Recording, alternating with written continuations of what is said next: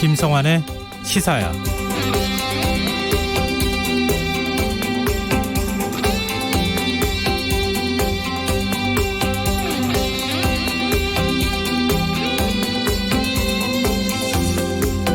코로나19 팬데믹 선언 이후 전 세계가 한국을 주목하고 있습니다. 우리나라의 코로나19 대응 능력이 모범 사례로 꼽히면서 한국식 모델을 배우고 싶다는 목소리가 커지고 있는 겁니다. 실제로 저스틴 트루도 캐나다 총리는 오늘 오전에 이루어진 정상 간 통화에서 한국에서 이루어진 광범위하고 빠른 검사, 접촉자 추적 능력이 매우 중요하다면서 한국의 데이터를 얻을 수 있다면 많은 교훈을 얻을 것이다 라는 입장을 밝혔는데요. 미국, 터키, 프랑스, 사우디아라비아 등 세계 각국 정상들이 한국식 모델을 언급하고 있고요. 문재인 대통령의 제안으로 지금 이 시간 G20 특별 화상 정상회의가 열리면서 우리나라가 글로벌 방역 논의를 주도하고 있습니다.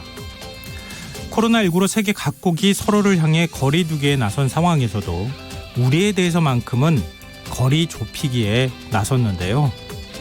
세계가 주목한 건 단순히 우리의 방역 능력만은 아닐 겁니다. 국민 개개인의 1차 방역 움직임, 성숙한 시민의식의 찬사가 이어지고 있다고 할 수 있는데요. 최근 일부 해외 입국자들이 자가격리 원칙을 무시하면서 논란이 일고 있습니다. 일각에서는 이제라도 입국을 막아야 한다는 목소리가 다시 나오고 있는데요.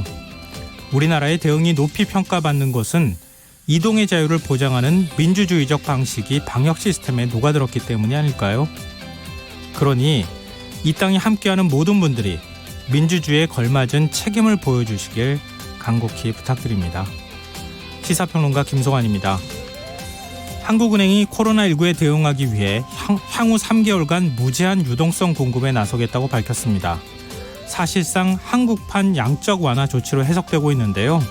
잠시 후 뉴스야에서 자세한 소식 살펴보겠습니다. 4월 총선이 21일 앞으로 다가왔는데요. 더 깊이 있게 들여다보는 인터뷰 시간에는 한국 매니페스토 실천본부 이광재 사무총장과 공약 실종 논란에 대한 이야기 나눠보겠습니다. 김성환의 시사에는 청취자 여러분의 참여를 기다립니다. 오늘 방송 내용과 관련해 의견이 있으신 분들은 문자 보내주십시오. 당첨된 분들께는 모바일 상품권 보내드릴 텐데요. 참여하실 번호는 샵 9730이고요. 짧은 문자는 50원, 긴 문자는 100원의 이용료가 부과됩니다. 콩 게시판을 통해서도 무료로 참여하실 수 있고요. KBS 일라디오 유튜브 채널을 통해서도 실시간으로 시청 참여하실 수 있습니다. KBS 일라디오 김성환의 시사야. 그럼 지금 시작하겠습니다.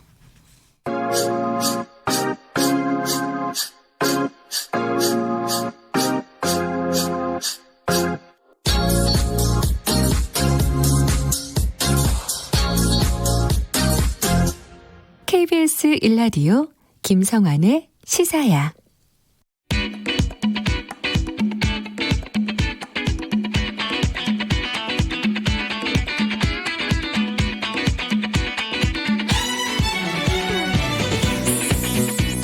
오늘 놓쳤던 뉴스 꼼꼼히 정리해드리는 뉴스야 시간입니다.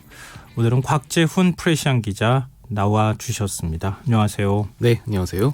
오늘도 혹시 코로나19 현황부터 살펴볼까요? 네, 중앙방역대책본부는 국내 코로나19 누적 확진자가 9,241명이라고 발표했습니다. 하루 새 104명의 신규 확진자가 나와 이틀 연속 세 자릿수 확진자가 나왔는데요. 신규 확진자는 대구가 26명으로 가장 많았고 경기 14명, 서울 13명 등이었는데 해외 유입 사례가 39명으로 상당히 많았습니다. 사망자는 지금 누적해서 오늘 자정 기준 131명이었는데 대구 경북 지역에서 3명이 더 확인돼서 모두 134명이 됐습니다. 완치된 분은 414명 늘어나서 모두 4,144명이 됐습니다. 근데 코로나19 확진자가 한 20일간 나오지 않았던 제주도에서 이틀 새 3명의 확진자가 발생했는데요. 이게 모두 해외에서 입국한 사례라면서요? 네, 제주도는 유럽 유학생인 26살 A씨가 코로나19 확진 판정을 받아 제주대 음압병실로 긴급 이송됐다고 오늘 밝혔습니다. A씨는 지난 23일 유럽에서 출발해 두바이를 경유하는 항공편을 이용해서 24일 인천공항을 거쳐서 입국을 했는데요. 입국 당시에는 유럽 방문 이력 무증상자로 분류돼서 능동감리 대상이었는데 다음 날인 25일 이 제주보건소 선별진료소를 찾아서 같은 날 오후 11시 반 정도에 이 최종 확진 판정을 받았습니다. 이에 앞서 지난 24일에도 스페인에서 귀국한 남녀 2명이 연이어 제주에서 코로나19 확진 판정을 받아서 제주대 병원에서 치료를 받고 있습니다. 근데 미국에서 돌아온 유학생이 코로나19 의심 증상이 있었음에도 불구하고 4박 5일 동안 제주도 여행을 했다고 알려지면서 이게 뭐 방역 당국이 최악의 사례다 이렇게까지 지금 얘기를 하고 있어요. 이게 어떤 내용입니까? 네, 그러니까 앞에 전해드린 유럽 유학생 네. 제주도에서 발생한 과는 다른 인물인데요. 네. 이분은 서울 분인데 제주도에 여행을 갔다 온 사례에서 제주도에서 발생한 환자는 아닙니다. 네. 이 미국 모대학 유학생인 A 씨가 지난 14일 미국에서 출발해서 15일 오후 인천공항을 통해서 국내에 들어온 뒤에 이제 어머니 B 씨와 함께 지난 일행 2명과 함께 제주도에 와서 24일까지 4박 5일간 제주 관광을 했습니다. 그러니까 20일부터 24일까지요. 네. 그리고 제주도에서 서울로 돌아간 24일 오후에 강남구 보건소 선별진료소를 방문해서 코로나 확진 판정을 받은 건데요. 그 어머니인 B 씨는 딸의 코로나19 확진 소식을 듣고 다음 날 25일에 검체 검사를 진행해서 이분도 또 양성 판정을 받았습니다. 근데 A 씨는 제주도에 들어간 첫날, 그러니까 20일 저녁부터 오한, 근육통 그리고 인후통을 느꼈고 여행 기간 중이었던 23일 오전 숙소 인근 병원을 방문할 정도로 이 심한 증상을 보였음에도 여행을 강행한 것으로 알려져서 지금 제주도에서는 좀 뭐랄까요, 병을 숨기고 계속 여행을 하려고 했던 고의가 있는 게 아니냐 이렇게 의심하고 있습니다. 그러니까 미국에서 입국하면 2주 동안 자가격리를 해야 하고 능동감시 대상이 되는 거 아닙니까? 네. 원래는 여행을 하면 안 되는 거잖아요. 네. 그런데도 제주도로 닷새 만에 여행을 4박 5일 동안 떠났고 제주도에 입도하는 그때부터 의심 증상이 나타나기 시작했고 발열이라든가 뭐 지금 인후통이라든가 이런 게 나타나서 제주도에 있는 병원도 갔다 왔다는 거 아니에요? 그렇죠. 그런데도 불구하고 제주도를 다 4박 5일 동안 다니고 난 다음에 제주도 안에 있는 보건소에 간 것도 아니고 다시 비행기를 타고 와서 강남에 원래 집 있는 근처에 있는 보건소에 가서 확진 판정을 받았다. 이런 얘기죠? 맞습니다. 원희룡 제주도지사는 이기적 관광객은 필요 없다. 이러면서 굉장히 좀 격분하는 분위기예요. 네, 제주도는 이 유학생과 어머니에 대해서 민사상 손해배상 소송을 제기할 방침이라고 오늘 밝혔습니다. 이 도에 따르면 이 손배소 소송의 원고는 이 도민 예산으로 방역 조치를 했던 제주도, 그리고 이 영업장 폐쇄로 피해를 본 방문업소, 또 이 두 사람과의 접촉으로 자가격리 조치된 도민 등인데요. 이 도 관계자는 A씨가 국내에 입국했을 당시에도 정부가 입국 유학생에 대해서 자가격리를 권고했을 것이라면서 권고가 강제사항은 아니지만 이것을 지키지 않아 손해를 입힌 것에 대해서 민사소송이 가능하다고 본다고 말했습니다. 원희룡 제주지사는 도민들이 일상을 희생하며 청정 제주를 지키기 위해 노력하고 있다면서 방역지침을 지키지 않는 등 일부 이기적인 입국객에 대해서는 철저히 조사해 단호히 법적 책임을 물어야 한다는 것이 도의 방침이라고 밝혔습니다. 정세균 국무총리도 해외 입국자가 자가격리의 의무를 위반할 경우에 무관용 원칙에 따라 고발하겠다 이런 방침을 밝혔어요. 네, 정세균 총리는 오늘 정부 중앙재난안전대책본부 회의를 주재하면서 정당한 사유 없는 자가격리 위반 시 무관용 원칙을 적용해서 정당한 사유가 없으면 고발 조치하고 외국인은 강제 출국시켜야 한다고 엄정 대응을 강조했습니다. 정 총리는 자가격리는 법적 강제 조치라면서 오늘은 이런 방향에서 자가격리 실효성 강화반에 대해서 논의하겠다고 밝혔습니다. 네, 지금 우리가 입국자를 막지 않는 것은 외국에 나가 있는 우리 교민이라든가 아니면은 우리 유학생이라든가 이런 사람들이 많이 지금 국내로 들어오려고 하고 있는 측면도 있는 거 아니겠습니까? 그런 경우일수록 오히려 들어와서 더 철저히 자가격리를 해야 되는 상황인데 이런 일이 발생하면 아예 국민들이 그냥 우리도 문 걸어 잠굽시다 이런 얘기가 나올 수 있잖아요. 그렇죠. 그러니까 철저하게 방역에 좀 협조를 해 주셨으면 좋겠습니다. 이런 가운데 반가운 소식도 지금 전해졌죠. 경북 경산에서 97세 할머님이 코로나19 완치 판정을 받았어요. 네, 경북 청도군은 이 코로나 확진자인 그 97살 이 A 할머니가 완치 판정을 받았다고 오늘 밝혔습니다. 이분은 국내에서 코로나 확진 판정을 받고 완치된 분들 가운데 최고령자인데요. 기존 최고령 완치자는 경북 경산에 사는 93살 할머니였는데 이번에 97살 이 A 할머니로 이 최고령 완치자가 바뀌었습니다. 이 청도의 한 주간 보호센터를 이용한 이 할머니는 지난 13일 확진 판정을 받고 포항의료원에서 치료를 받아왔는데요. 완치 판정을 받았지만 현재는 자가격리에 들어간 상태입니다. 지금 100번대 이하인 환자들, 초기에 발생한 환자들도 아직도 완치가 안 되는 경우도 많이 있는데 저 할머니 같은 경우에는 97세에도 불구하고 지금 완치 판정을 받았다고 하는 것은 지금 이건 정말 축하할 만한 일이다 이런 생각이 듭니다. 네. 그리고 문재인 대통령이 오늘 오전 저스틴 트루도 캐나다 총리와 코로나19 공조 방안을 논의했는데요. 트루도 총리가 정상간 통화에서 캐나다도 한국과 비슷한 모델로 가려고 한다 이런 입장을 밝혔어요. 네, 문재인 대통령과 이 트루도 캐나다 총리가 오늘 오전 10시부터 그러니까 한국 시간으로 오전 10시부터 32분 동안 정상 통화를 가졌는데요. 이 통화에서 트루도 총리는 과학에 기반하고 메르스 때의 경험을 살린 한국의 대응은 국민 안전에 성과를 내고 있으면서도 의료 체계에 지나친 부담을 주지 않고 있다 이렇게 평가하면서 캐나다도 한국과 비슷한 모델로 가려 한다. 한국에서 이뤄진 광범위하고 빠른 검사, 접촉자 추적은 매우 중요하다고 생각한다면서 배우고 싶다 이런 얘기를 했습니다. 이 트루도 총리는 한국의 데이터를 얻을 수 있다면 많은 교훈을 얻을 것이라면서 캐나다, 한국 보건당국 간 대화를 주선했으면 한다고 언급했습니다. 또 나아가 트루도 총리는 어쩔 수 없이 미국과의 국경을 폐쇄하긴 했으나 기본적으로 중국 등 해외로부터의 외국인 입국금지 조치를 취하지 않고 있는 한국의 결정은 옳은 선택이었다고 본다 이렇게 밝히기도 했습니다. G20 정상 특별 화상 정상회의 내용은 아직까지 나온 건 없죠? 예, 그건 아직 네.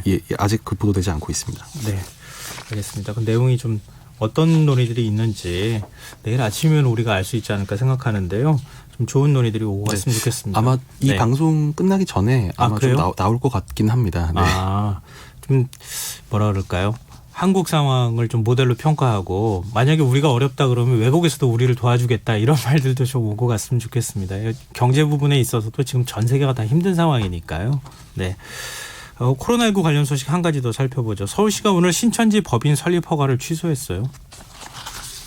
네.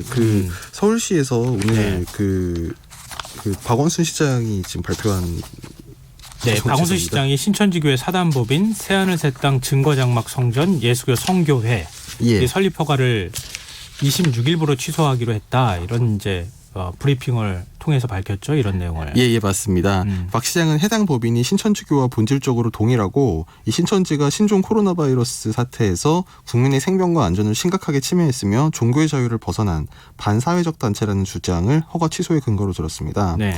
또 박 시장은 신천지는 모략 전도와 위장 포교 등 불법적 전도를 일삼았다면서 특전대란 이름으로 불리는 신도들이 다른 교회나 절의 신도를 포섭하는 활동 내역을 정기적으로 상부에 보고했다. 이런 주장을 하기도 했습니다. 신천지 교회 측은 법인 설립 허가 취소한다고 우리가 사라지는 것은 아니다. 이런 입장을 제가 밝혔던 게 기억이 나기도 하는데 이번 조치가 어떤 영향을 미칠지는 저희가 좀 앞으로 지켜보기로 하죠. 그리고 코로나19에 대응하기 위해서 한국은행이 3개월 동안 무제한 유동성 공급에 나서겠다 이렇게 밝혔는데 제가 한국은행이 그동안에 여러 차례 경제 위기를 우리가 또 겪지 않았습니까? 네. 겪은 상황에서 이렇게 무제한 유동성 공급을 언급한 거는 제가 처음 들어보는 것 같거든요. 예, 이게 사실 전례가 없는 일인데요. 네. 한국은행에서 오늘 금융통화위원회를 열고 올해 4월부터 6월까지 이 시장의 유동성 수요 전액을 제한 없이 공급하는 주단위 정례 환매 보증 채권 매입 제도를 도입하기로 했다고 발표했습니다. 이제 이거는 미국 등 주요국 중앙은행이 실시하는 이른바 양적 완화와 다르지 않다는 설명인데요. 네. 이 환매 조건부 채권 매입 제도를 이제 유동성 수요 전액을 제한 없이 공급하는 이제 주 단위로 정례적으로 매입하겠다 이런 얘기인데 이것은 이제 금융시장 안정을 꾀하고 정부의 민생 금융 안정 패키지 프로그램을 지원한다는 목적에서 이제 이렇게 하기로 했습니다. 그러니까 구체적으로는 6월 말까지 매주 화요일에 정례적으로 이 91일 만기의 환매 조건부 채권을 일정 금리 수준에서 매입하고 매입 한도는 사전에 정해두지 않고 시장 수요에 맞춰서 금융기관 신청액을 전액 공급한다. 이제 이런 이야기입니다. 이 거래 대상이 되는 적격 증권만 제시하면 매입 요청한 금액을 정말 모두 무제한으로 사드리겠다는 건데요. 입찰 금리는 지금 0.75%로 내린 기준금리에 0.1%를 가산해서 0.85%를 이 상한선으로 해서 입찰 때마다 공고하기로 했습니다. 시장 반응은 어떻습니까? 우선 코스피는 이 양적 완화 소식에 장중에는 좀 이렇게 반가운 반응을 보였는데요. 네. 1.8%가 상승해서 장중 1730선을 한때 회복하기도 했으나 결과적으로는 하락 마감을 했습니다. 오늘 코스피는 전거래일보다 18.52포인트 내린 1686.24로 마감을 했는데요.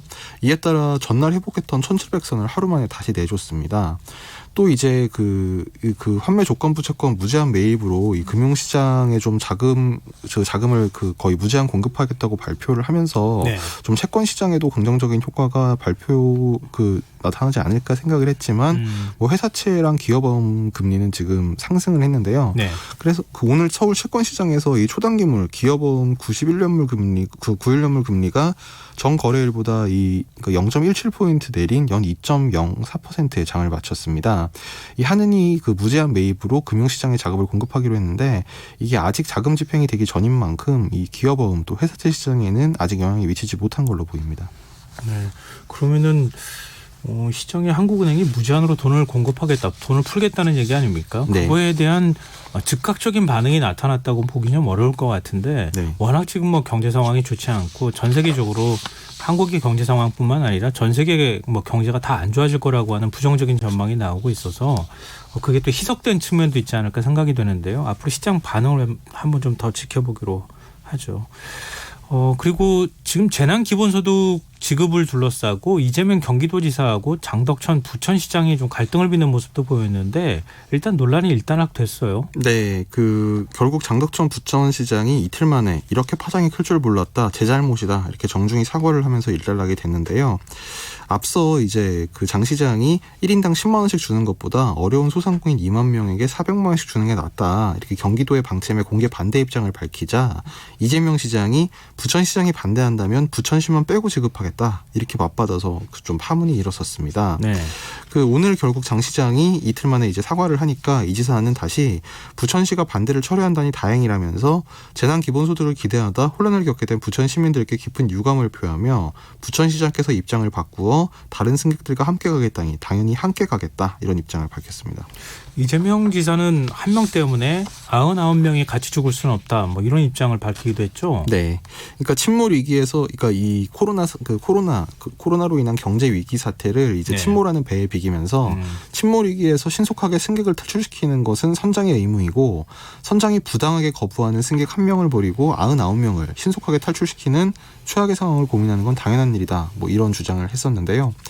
이 지사는 그러면서 코로나19로 인한 경제 위기 대처는 속도가 생명이어서 한시라도 빨리 병들어 죽기 전에 굶어 죽겠다고 아우성인 도민들에게 지역 화폐로 지급을 해야 되는데 부천시가 동의할 때까지 다른 시군에 대한 집행을 지연시킬 수 없었다, 이렇게 설명했습니다. 근데 이게 이재명 지사 얘기가 그런 거 아닙니까? 사전에 이게 어차피 도에서 집행을 한다 하더라도 기초자치단체에서 지급은 실제로 거기서 하는 거 아닙니까? 그렇죠. 도 예산을 지급한다 하더라도. 네네. 근데 사전에 협의를 다 했음에도 불구하고 다 하기로 했다가 왜 지급한다는 얘기하고 난 다음에 이렇게 반대 의사를 표명하는 거냐. 이제 이런 게 하나가 좀 깔려 있는 거 아니냐, 이렇게 생각이 되고, 또 부천시에서도 만약에 지금 부천시장이 얘기하는 것처럼 별도로 우리가 한 400만 원씩 지급을 해야 되겠다, 이렇게 생각을 한다 그러면 부천시 예산으로 그건 또 별도로 지급하면 되지 않겠느냐, 이렇게 또 두 가지 측면에서 얘기를 하더라고요. 이게 어떻게 봐야 되는 거예요? 정리가 이제 됐다고는 할 수 있겠지만 여러 가지 측면에서 좀 상징적인 의미가 있을 것 같은데. 근데 이제 사실 어쨌든 이제 도에서 이제 정책을 하는 거에 있어서 뭐 부천시장이 뭐 그렇다고 뭐 집행을 거부한다거나 이런 사태까지는 아니고 그냥 반대하는 입장이다, 이제 이렇게 글을 쓴 거에 대해서 그러면 부천시는 안 주겠다, 이렇게 얘기한 게 적절한가, 좀 그런 부분도 좀 논란이 되고 있고요. 대한, 예. 뭐 이를테면 오늘 조선일보 같은 경우에는 사설까지 써가지고 논란이 큰 정책을 시행하면서 반대 의견 냈다고 해당 지역 시민을 지원 대상에서 빼버리겠다고 협박하는 건 군사정부 시절에도 없던 폭력이다, 뭐 이렇게 비판하기도 했습니다. 뭐 군사정부 시절까지 꺼내는 건 좀 너무 과한 거 아닐까, 그런 생각도 좀 드는데요. 네, 알겠습니다. 대구시는 긴급 생계자금을 총선 다음 날 지급하겠다고 밝혀서 이것 때문에 좀 논란이 있었는데 오늘 대구시 의회가 코로나 추경을 통과시켰어요. 네, 통과시켰습니다. 네. 이 대구시의회는 오늘 오후 임시회 2차 본회의에서 이 코로나19 극복을 위한 6,599억 원 규모의 긴급 추경 예산을 원안대로 가결을 했습니다. 이에 따라 이 저소득층 특별 지원, 그리고 긴급복지 특별 지원, 긴급 생계자금 지원 등 예산을 64만 가구에 집행할 수 있게 됐는데요. 앞서서 이제 권영진 대구시장이 선거 업무 등을 고려해서 긴급 생계자금 현장 지급은 이제 행정복지센터 선거 사무가 많다, 그래서 4.15 총선 이후에 하겠다, 이런 입장을 밝혔다가 결국 이제 오는 30일부터 바로 지원 공고를 내고 총선 이전이라도 바로 네. 지급하겠다면서 한 발 물러선 입장을 보였습니다. 권영진 대구시장이 실신했다, 네. 라는 소식도 있는데 이게 어떻게 된 거예요? 이게 그 긴급 생계자금 문제를 놓고 이제 이걸 뭐 지급하는 방식을 이제 뭐 네. 선불 카드로 할 거냐, 뭐 현금으로 할 거냐, 이제 이런 방식을 놓고 사실 이 대구시와 이제 일부 시의원들 사이에 좀 입장 차이가 논쟁이 있었습니다. 네. 그래서 이 코로나 오늘 예산안이 처리된 시의회 임시회에 참석했는데 이제 그때 더불어민주당 소속 이제 시의원이 왜 현금으로 지원하지 않느냐 이렇게 항의를 따라가면서 했는데 이제 네. 그 과정에서 이 권 시장이 뒷목을 잡고 쓰러졌습니다. 그래서 실신 직후에 직원에게 엎혀서 경북대병원으로 이제 이동을 했는데요.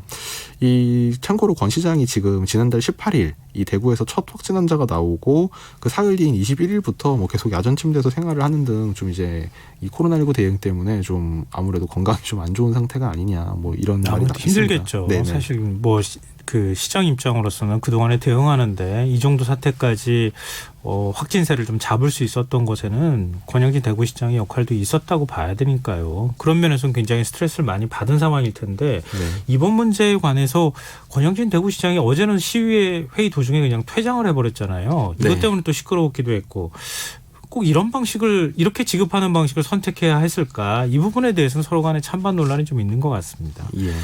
그리고 미래통합당 황교안 대표가 채권 40조 원을 발행해서 소상공인을 지원하자고 제안을 했는데 문재인 대통령의 반응이 나왔어요. 네, 문재인 대통령은 오늘 황교안 대표가 제안한 긴급 구호자금 이 40조 원 국민채 발행에 대해서 보다 구체적 방안을 제시하면 검토해보겠다 이렇게 수용 가능성을 시사했습니다.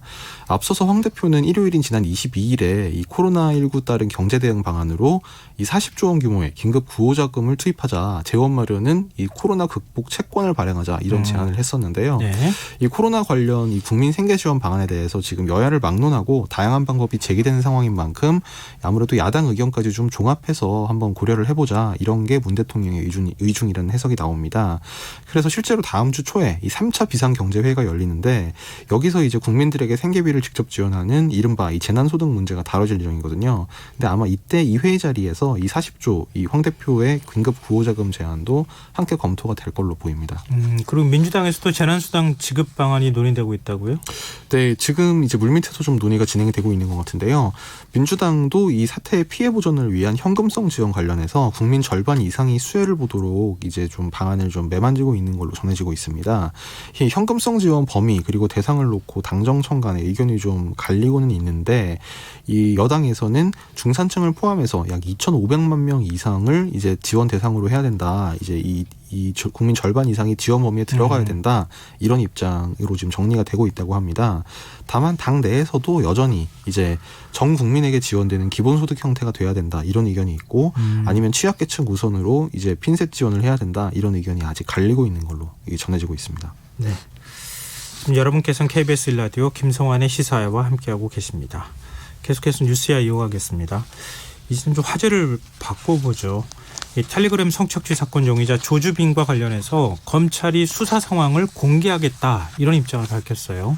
네, 검찰이 미성년자 성착취물을 만들어 텔레그램에 유포한 혐의를 받는 일명 박사 조주빈의 수사 상황을 일부 공개하기로 결정했습니다. 오늘 검찰은 이 박사방 사건에 대한 형사사건 공개심의위원회를 열어서 조주빈의 실명과 구체적 지위 등 신상정보 그리고 일부 수사 상황을 기소 전이라도 공개하기로 했다고 밝혔는데요. 검찰은 사건 내용과 중대성, 피의자 인권과 수사 공정성, 국민의 알 권리 등을 종합적으로 고려했다고 이유를 설명했습니다. 검찰은 심의 결과에 따라 피의자 신상정보를 공개하는 한편 수사에 지장이 없는 범위 내에서 관련 규정에 따라 수사 상황 등에 대한 공보를 실시할 예정이라고 말했는데요. 네. 이게 원래는 이제 검찰에서 수사를 하고 있으면 이게 네. 뭐 피의자가 대충 누구고 이 사람이 어떤 일을 했고 이게 그 뭐 공보 담당 차장 검사나 이제 이런 사람들을 통해서 원래 언론에 조금씩 알려졌었는데 네, 과거에는 그랬죠. 예, 근데 네. 이제 작년 12월에 형사사건 공개 금지 등에 관한 규정 이제 이게 개정되면서 네. 검찰 수사 중인 내용 공보에 대해서는 이 심의위 의결을 거치도록 했는데 그래서 지금 이번에는 이런 절차에 따라서 공개가 결정이 됐습니다. 그러니까 아예 공개를 못하는 것은 아니고 형사사건 공개심의위원회에서 이건 사회 공익적 목적을 충족한다. 이거 공개 대상이 되어야 한다. 이렇게 판단을 하면 공개할 수 있다는 거죠. 네, 그렇습니다. 네. 그리고 지금 뭐 이른바 이 박사방이라고 하는 곳에서 그동안에 이제 여기에 뭐 운영자로 참여한 사람도 있고 회원이었던 사람도 굉장히 많은 상황인데 여기에 있는 영상을 또 다른 방으로 옮겨가거나 이러는 일들이 발생하고 있어요. 지금 성착취 영상 유포를 주도해온 태평양이라고 하는 곳이라고 하는데 이 태평양의 운영자가 10대 청소년이라고요? 예, 지금 이 태평양 원정대란 이름의 별도 대화방을 만들어서 성착취 영상 등을 유포한 이제 그 아이디 태평양이라는 이제 아이디를 쓰는 사용자가 지금 경찰에서 검찰로 이제 송치까지 된 걸로 이제 파악이 됐는데 지금 어제 오늘 알려지기로는 지금 이 혐의자가 지금 16살 미성년자라고 합니다. 이제 특히 중학교 3학년이던 지난해부터 올해 2월까지 이 태평양이라는 이름을 쓰면서 활동을 한 걸로 전해졌는데요. 검찰은 지난 5일에 이 이모군을 아동청소년 성보호법상 음란물 제작 반포 혐의로 구속 기소를 했고 서울중앙지법 단에서 이제 오는 30일로 첫 공판 기일까지 잡혔는데 지금 검찰에서 이 이른바 박사 조 씨와 공무원 혐의에 대해서 추가 기소 가능성이 있다. 그래서 일단 그 공판을 좀 연기하자 이렇게 얘기해서 기일 연기 신청을 낸 상태입니다. 여기에서 이 방에서 다시 또 회원들을 모집해서 돈을 받았다고 하던데 한 3천만 원 정도 돈을 벌었다 이런 얘기도 들리더라고요. 예, 지금 추정되기로는 그 별도의 방에 있었던 사람들이 한 2만 명 정도 되는 걸로 알려지고 있습니다. 근데 이게 얼마나 더 방이 있을지 사실 잘 모르는 거잖아요. 수사를 더 해봐야지 하는 거죠. 그렇죠. 참. 일단 지금 이제 이렇게 조직적으로 돈을 받고 했거나 이제 이런 경우는 당연히 지금 검찰에 수사를 하고 있을 테고요. 거기 가입한 이제 그 시민단체 추적해온 시민단체 주장에 따르면 최대 회원이 28만 명이라고 하니까 이를테면 거기서 그걸 다운받은 어떤 회원이 그거를 자기가 또 다른 방에 퍼날랐다든지 아니면 다운로드해서 갖고 있다가 나중에라도 또 올릴 수도 있는 거고. 그렇죠. 이제 분명히 그런 사례가 좀 있을 것으로 보여서 걱정이 많이 됩니다. 검찰과 경찰이 모두 지금 TF 만든다, 특별수사본부 만든다 얘기하고 있으니까 만들어서 좀 철저하게 수사를 했으면 좋겠습니다. 자, 이제 총선 얘기를 좀 해보겠습니다. 지금 4.15 총선이 20일 앞으로 지금 다가왔는데요. 오늘 이제 결국 후보 등록이 시작이 됐어요. 이게 후보 등록되는 게 왜 이렇게 힘들게 느껴지는지 모르겠지만 후보 등록 첫날 분위기는 어떻습니까? 이제 후보 등록을 하기 위해선 당연히 후보가 확정이 돼야 되고 그래서 각 당에서 공천 절차를 확정해야 되는데 그 과정에서 여당 야당 할 거 없이 많이 롤러코스터를 탔죠. 그래서 오늘 오후 7시까지는 지금까지 총 568명 정도가 등록을 했는데요. 사실상 정당 소속 후보들은 거의 그 정당 소속 지역구 후보들은 거의 다 등록이 된 걸로 보면 될 것 같습니다. 이 568명이 어떤 분들이 등록을 했는지 이제 그것을 성별 연령 이런 거를 좀 따져보니까 남성이 463명, 전체의 81.5%, 사실상 거의 독점이라고 볼 수 있을 것 같고요. 평균 연령은 55세로 집계가 됐는데 이 가장 나이가 많았던 후보는 전남 목포에 등록한 이 박지원 의원.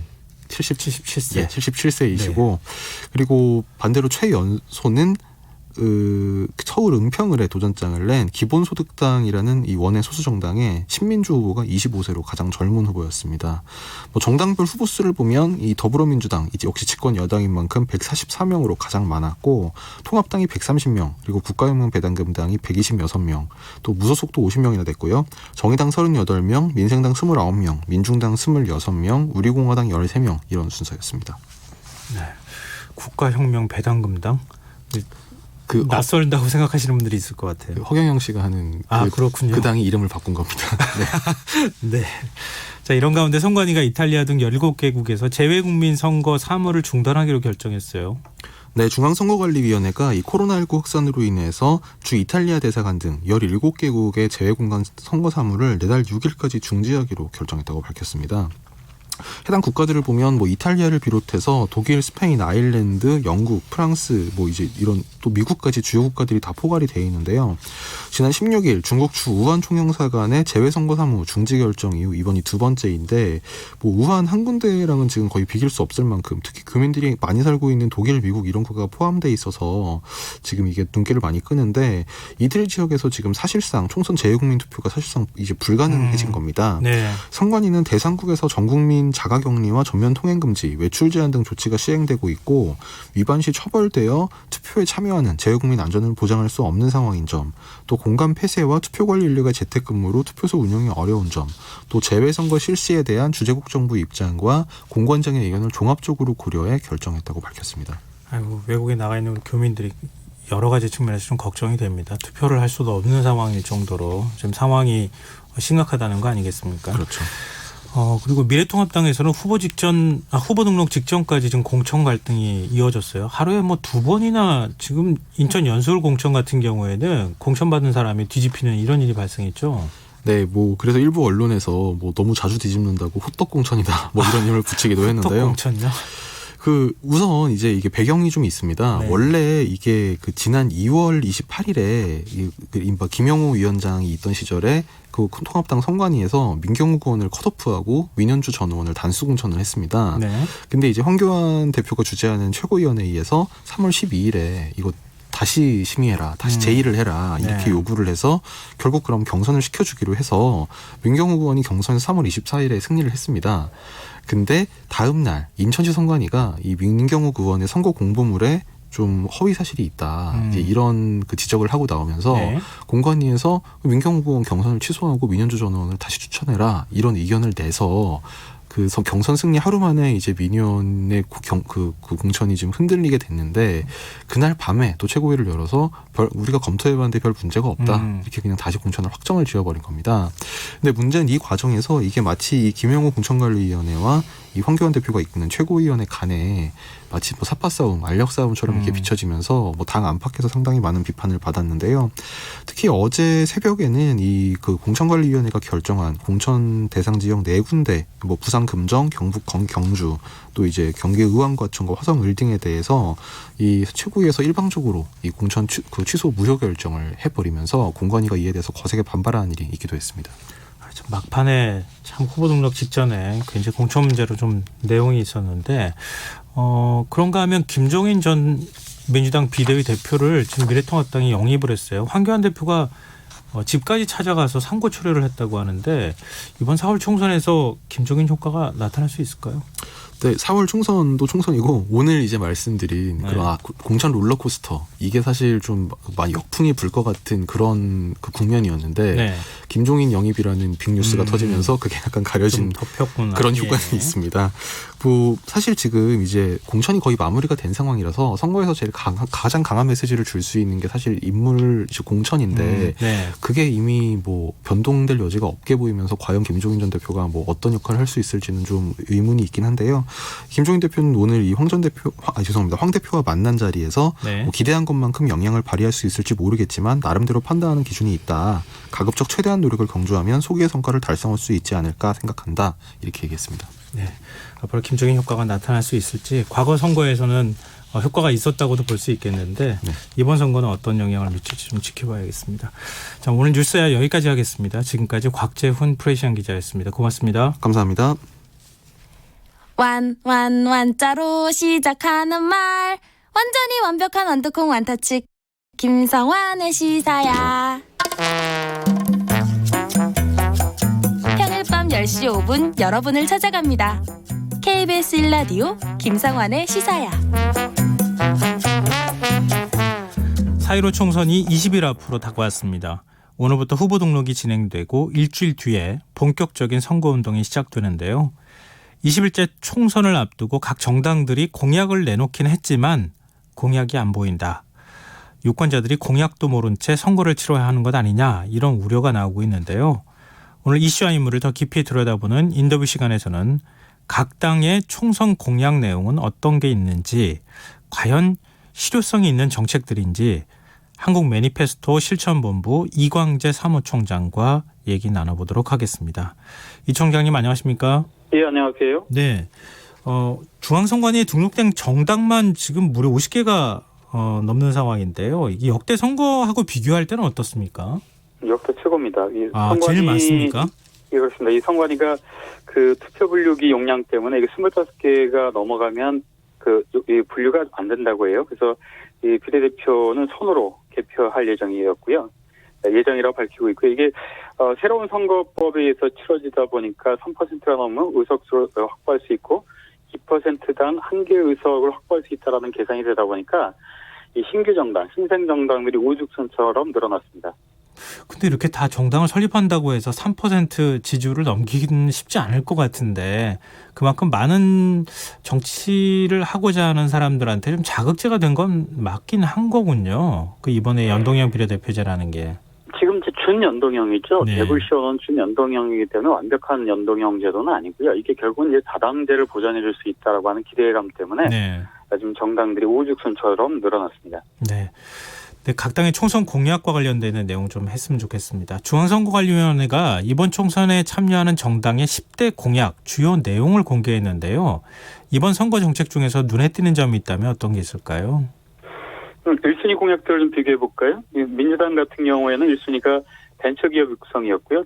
통합당은 감염병 대응 강화였습니다. 민생당은 코로나19 피해 지원이었고요. 정의당은 재생에너지 전환이었습니다. 이 서로 간에 자기의 1순위 공약들이 여러 가지 의미를 포함시키고 있다고 보는데요. 네. 좀 차이점은 주택과 에너지 부분에서 좀 나타나고 있는데요. 민주당은 청년 신혼부부 주택 10만 호 공급이었고요. 통합당은 재개발 규제 완화였습니다. 그러니까 이 주택 문제를 공급으로 해결하겠다, 재개발로 재건축으로 해결하겠다. 이 해법이 좀 달라 보였고요. 민주당은 그린 뉴딜 기본법 제정, 이 에너지 문제에 대해서 그러니까 재생에너지 쪽으로 탄소 제로 사회로 가겠다 이런 얘기를 하고 있고요. 통합당은 탈원전 정책 폐기였습니다. 그러면은 각 당의 공약들 중에서 특히 이제 두 거대 정당인 민주당과 미래통합당의 정책을 조금만 더 비교를 더 해주시면 어떨까요? 지난 총선 때 1순위 공약과 좀 비교해 보면 좋을 것 같은데요. 민주당은 1순위 공약을 이게 벤처기업 육성이라고 제가 말씀을 드렸는데 지난 총선 때는 빈곤 노인 기초연금 지급이었습니다. 그리고 네. 통합당 같은 경우에는 집권당이었죠. 지난번 총선 때는 내수산업 활성화였는데 이번에는 감염병 대응이었습니다. 암만 해도 민주당 같은 경우에는 이제 이번 선거에서 전략을 30, 40대 탄탄한 그 지지 세력들을 좀 견인하는 그런 전략을 좀 쓰고 있는 것 같고요. 통합당 같은 경우는 이제 그 정권의 중간평가 프레임으로 좀 끌고 가고자 하는 그런 의지들이 좀 공약에서도 보이고 있습니다. 네. 그리고 유권자들 입장에서는 뭐니 해도 주거나 보건, 교육 이런 부분에 대한 관심이 좀 크지 않습니까? 이 정당별로 이 분야에 대한 공약 내용도 좀 정리를 해주시면 어떨까요? 주거 공약은 대부분 다 앞순위에 배치를 하고 있고요. 네. 교육 공약, 이 순위를 보면 좀 그 정당들이 어떻게 다루는지를 좀 볼 수 있어서 순위로 말씀을 드리겠는데요. 교육은 민주당이 6번째고요. 통합당, 정의당은 4번째였습니다. 그리고 대부분의 정당 대부분 모두 그 질병관리본부의 질병관리청 승격, 감염병 전문병원 마련 이런 약속들을 했고요. 교육비 인하도 공통적으로 얘기를 하고 있고요. 특히 대학 등록금 부담 절감 등을 공통적으로 약속하고 있습니다. 지금 사실 이렇게 빨리 좀 지나가면서 들으니까 차별점이 잘 느껴지지는 않는데요. 사실은 워낙 공약이 있는지 없는지도 지금 저희가 그동안에 몰랐던 상황이어서 코로나19 탓도 있고 정치권이 이 부분에 대해서 좀 부각을 안 한 측면도 있는 것 같고요. 그래서 청취자분들께 저희가 정보를 좀 드리는 차원에서 공약을 좀 비교해 봤는데요. 사무총장님께서는 이 각 정당들이 내놓은 공약 어떻게 평가하십니까? 실효성이 거의 없습니다. 실효성이 없다고요? 저희가 정치권에 기대했던 건 이런 거예요. 이 코로나19 위기 극복을 위해서는 막대한 재정이 필요하다. 지금도 여러 가지 경기 활성화를 위해서 그 확장 재정을 써왔다. 그래서 우리 정당이 준비된 공약이 한 100개 정도 있는데 이걸 한 50개 정도로 좀 줄이겠다. 이런 선언들, 책임 있는 선언들 좀 기대했는데요. 네. 그렇지 않습니다. 그리고 정당 공약집 제시도 늦었고요. 또 정당 공약 내용들도 보명부실하게 짝이 없습니다. 제가 몇 개 주요 정당만 좀 짚어보면요. 네. 23일이었죠. 민주당이 177개 중앙공약과 85개 지역공약을 담긴 공약집을 제시를 했고 소요비용 99조, 4년 동안 99조가 필요할 것이다 이렇게 얘기를 했는데요. 제가 85개 지역공약으로 말씀드렸는데 여기에는 조 단위 공약들이 굉장히 많이 들어가 있습니다. 그런데 이 축에서 지역공약 85개는 축에서 빠졌습니다. 그러니까 이거는 재정 설계가 없는 지역 공약을 믿으라고 하는 건지가 좀 의심스럽고요. 네. 통합당은 오늘 홈페이지에다가 151개 중앙 공약과 98개 지역 공약을 제시를 했는데요. 공약갈부라고 하죠. 대차 대조표가 아예 없습니다. 왜 이런 일들이 벌어졌나 보면요. 네. 그 통합당의 정책 컨트롤 타워가 아직도 유효한가 이런 좀 의심을 좀 살 사건들이 있는데요. 김재원 정책의장이죠. 네. 컷오프 당하기도 했고요.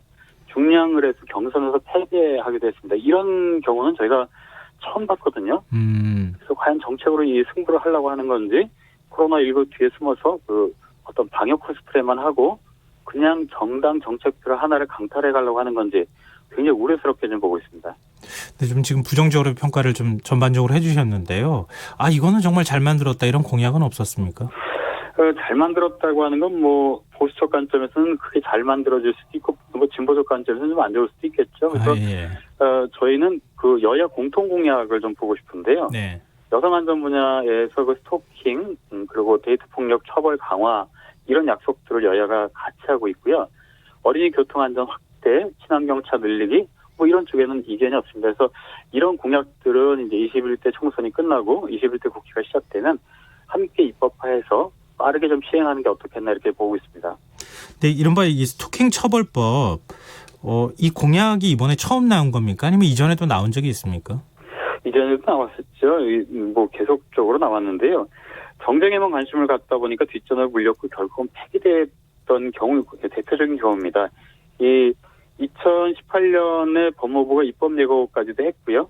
다만 또 이 부처 간의 이견이 있었고 국회도 여기에 대해서 적극적으로 대응하고 있지 않아서 없던 일이 됐던 그런 공약입니다. 그럼 이번에 또 지금 공약으로 내세웠다는 말씀이시잖아요?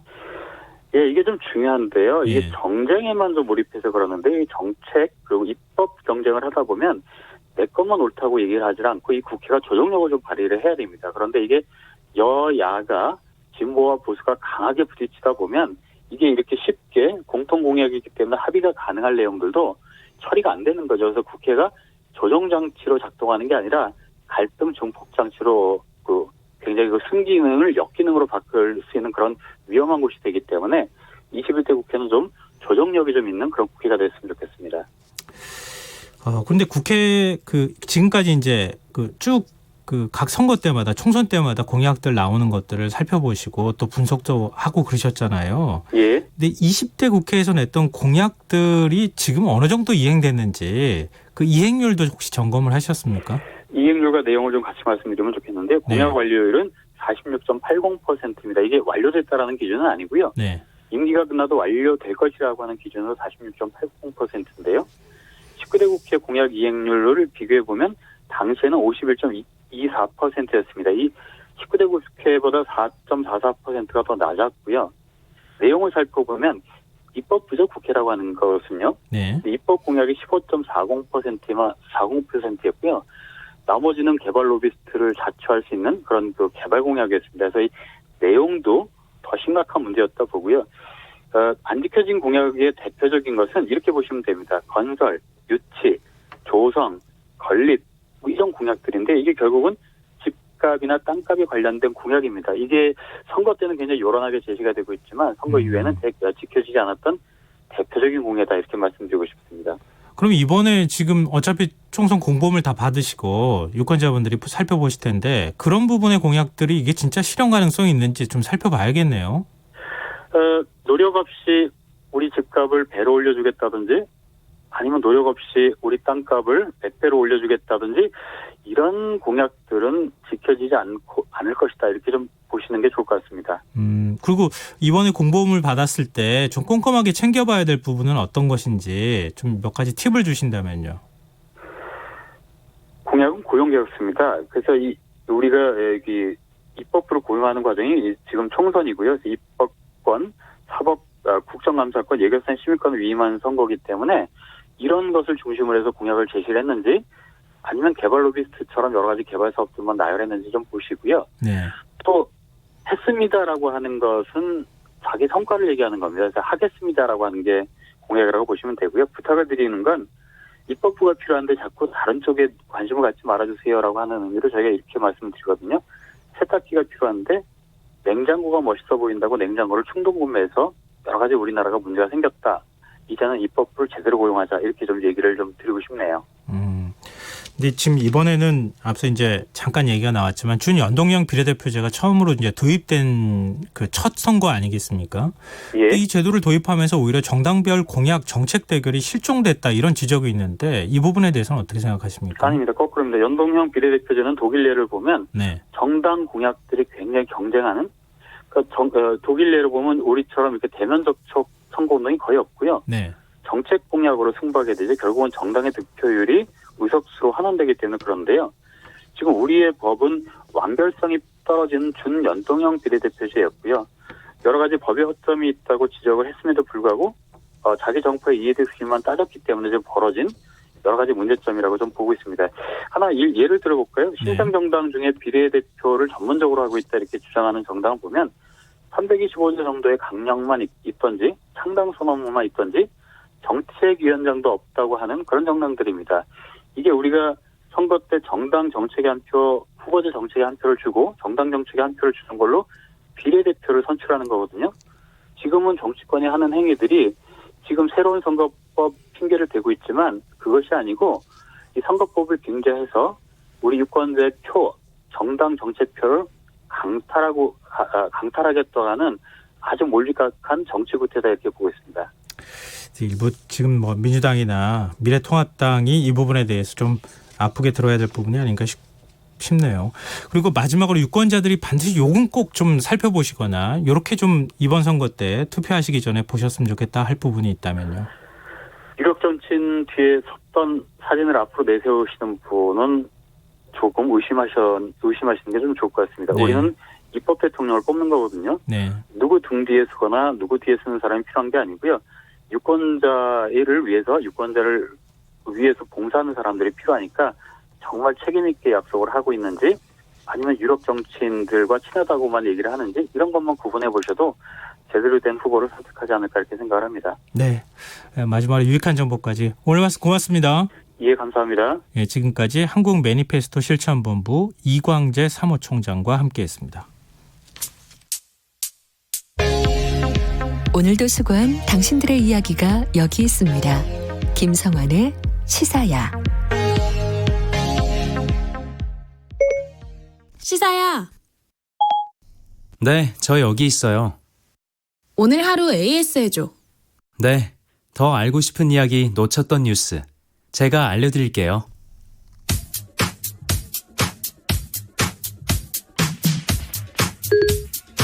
시사야 애프터 서비스를 시작합니다. 오늘 하루 KBS 1라디오에서 화제가 됐던 방송 내용 함께 들어보시죠.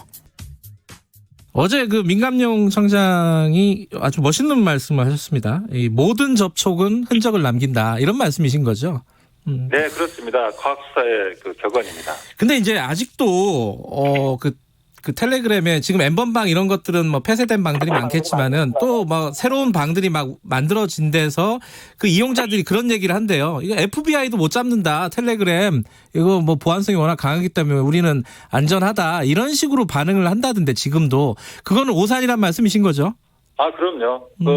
저희들이 현재 그까지 125명을 검거해서 19명을 구속을 했고요. 네. 지금 전국에 사이버 수사대를 총 투입하고 또 여러 기능의 협조를 받아서 수사를 진행하고 있습니다. 이걸 또 체계적 조직적으로 수사를 진행하기 위해서 경찰청 사이버 안전국장을 본부장으로 한 디지털 성범죄 특별수사본부를 구성해서 운영 중에 있습니다. 근데 이게 이쪽 디지털 범죄 관련된 전문가시니까 여쭤보는 건데 이게 사실은 다른 메신저 예를 들어 뭐 카톡 이런 데서 뭐 보안성 강한 텔레그램으로 예전에 뭐 망명을 한다 뭐 어쩐다 뭐 이래가지고 많이 옮겨가지 않았습니까?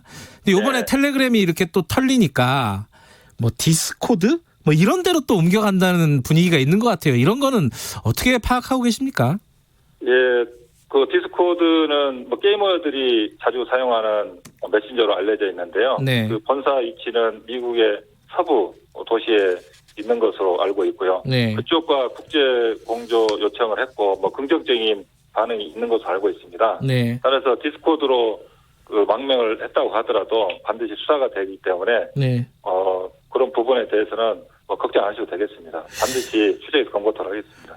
이번 사건에서 가장 관심 가는 게 이 뭐 다 관람자라고 해야 되나요? 뭐 큰 틀에서 보면 가해자인데 그냥 보기만 했다 이런 사람들 있잖아요. 이 사람들도 자 지금 언론에 나오는 것처럼 다 조사해가지고 검거할 예정이십니까? 예, 우리 아동 청소년 성보호에 관한 법률에 의하면은 네. 아동 성착취물을 네. 소지 환자에 대해서는 처벌하는 조항이 있습니다. 네. 네, 그리고 또 일부 언론에서는 이 텔레그램에 가입된 회원 26만 명이라고 네. 보도된 경우도 있는데 네. 텔레그램 방의 특성이 이제 생성됐다가 폭파되는 것이 빈번하게 네. 이루어지고 있습니다. 예. 그러나 저희들이 수사 과정에서 채정한 자료가 있고 네. 또 돈을 벌기 위해서 운영자 거래한 각종 금융 거래 이런 네. 부분이 확보돼 있고요. 일부는 예. 그런 부분을 가지고 수사를 하게 되면은 얼마든지 수사는 가능하지 않겠느냐 그렇게 생각을 합니다. 그러니까 수사는 가능한데 이게 법적으로 처벌이 가능하냐 이게 이제 많이 쟁점이더라고요. 난 보기만 했다. 이거면 현행법으로 처벌 못한다라고 생각하는 쪽도 좀 있더라고요. 전에 이제 네. 그렇습니다. 좀 전에 말씀드렸듯이 네. 소지자에 대해서는 처벌을 하는 조항이 있고요. 네. 다만 이제 본인은 단지 그냥 보기만 했다고 하는데 그러니까요. 예. 저희들이 관련 증거를 분석하다 보면은 네. 아까 다운로드 받는 기록이 나올 수도 있고 아하. 또 여러 증거를 확보해서 예. 그 말이 진실인지 예. 확인할 예정입니다. N번방 사건과 같은 디지털 성범죄, 성착취 동영상에 대한 사회적인 분노가 매우 큽니다. 생산자와 유포자뿐만 아니라 영상을 본 사람들까지 처벌을 받을 수 있을지 관심이 모이고 있는데요. 오늘 애프터 서비스는 김경래의 최강시사에서 경찰청 사이버 수사과 과장 최종상 총경을 인터뷰한 내용입니다. 이번 사건의 주범 조주빈이 구속된 이후 N번방 회원들이 보이는 행태가 가관입니다. 피해 여성 탓을 하면서 어디 잡아볼 테면 잡아봐라 하는 대범형, 다른 대화방과 착각했다, 황당한 변명을 늘어놓는 면피형, 창피해 주변에 말도 못하고 과거 흔적을 열심히 지우고 있는 도주형까지 그야말로 목불인견입니다. 사회학에 악의 평범성이란 개념이 있습니다. 집단 학살을 저지른 전범을 잡고 보니 악마가 아니라 지극히 평범한 시민의 외모를 하고 있었다는 것입니다. 이 사실을 토대로 한나 아렌트는 악마는 따로 있는 것이 아니다. 누구든 악마가 될 수 있다라고 결론을 내립니다. 매듭을 짓는다는 말이 있습니다. 이번만큼은 확실한 조사와 처벌, 제도적인 보완까지 이루어져서 다시는 평범한 시민의 얼굴을 한 악마가 나오지 않도록 해야겠습니다. 김성환의 시사는 청취자 여러분들의 참여를 늘 기다리고 있습니다. 오늘도 청취자분께서 문자 보내주셨는데요. 휴대전화 뒷자리 9606 쓰시는 청취자분께서 앞서 매니페스토 본부 관계자분하고 인터뷰한 내용 들으셨던 것 같습니다. 정치인들은 선거 때만 생색내기식 공약으로만 끝내서는 안 된다고 봅니다. 현실적 판단을 고려하에 지킬 수 있는 공약이 되어야 한다고 봅니다. 라는 의견 주셨습니다. 맞습니다. 공약 국민하고 약속하는 거 아니겠습니까? 그런데 그 약속을 이렇게 쉽게 버리고 없었던 것처럼 만드는 것 정말 심각한 문제가 아닐 수 없습니다. 우리 국민들이 두 눈 부릅뜨고 지켜봐야겠습니다. 문자 보내주셔서 고맙습니다. 참여하신 문자 번호는 샵9730이고요. 짧은 문자는 50원, 긴 문자는 100원의 정보 용료가 부과됩니다. 콩 게시판, 유튜브는 무료로 이용하실 수 있습니다. KBS 라디오 김성환의 시사 1부 순서는 여기서 마무리하고요. 전 11시 정각 2부에 다시 오겠습니다.